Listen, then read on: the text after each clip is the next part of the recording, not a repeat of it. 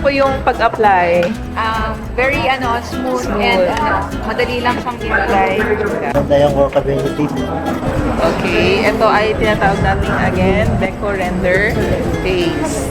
Kamusta yung experience mo dito sa seminar? Actually, my experience was very good. Yung mga methodology and everything na mas na-enhance sa experience sa akin. Then, mapapasa ko siya sa mga workers ko ng mas mabuti. Kami ako natutunan. Bukod sa dati ko naman na ginagamit yung Stoneworks 20 years ago. That's so yung nice. isa-isa pa ganun. So, natuwa ko, nakita kita sa Facebook. Thank you! Kaya natend ako ng seminar. Okay. So, expected naman na marami ako natutunan. Nakakuha tayo ng bagong technology regarding sa design.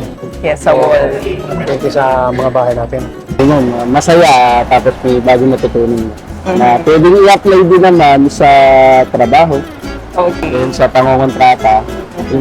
Dagdagan yung mga ideas ng construction ito kakaiba. Sobrang dami kong natutunan. Parang from perspective ng nagbabantay lang sa site, tapos dun sa gumagawa, marami akong naintindihan sa side ng mga labor, ganyan, mga mason, yan, carpenter. Ano po yung naka-interest sa inyo na product na ginawa natin kanina? Interesado ako sa stone finish, yung tinatravel. Granito, tsaka yung Marcia. Halos lahat, ma'am. Lahat. Halos lahat kasi bago nga lahat siya. At saka parang madali siyang i-apply. Gusto ko man doon granito po. The best po talaga yung dalawang din. Well, let's start. Gusto ko yung mga Eternia products. Eternia. Kasi kung muna, price cost. Medyo affordable sa akin. Yes. Stoneflex. Stoneflex. Stoneflex. Yeah. Stoneflex is yung bagong product na ila-launch etong World Next is March. Sa March. Bago oo pa nga. lang. Pinapanood ko lang kayo din sa dati, sa Facebook. Ngayon yung picture. Ngayon may picture na. Yung paste, kasi very light and very smooth.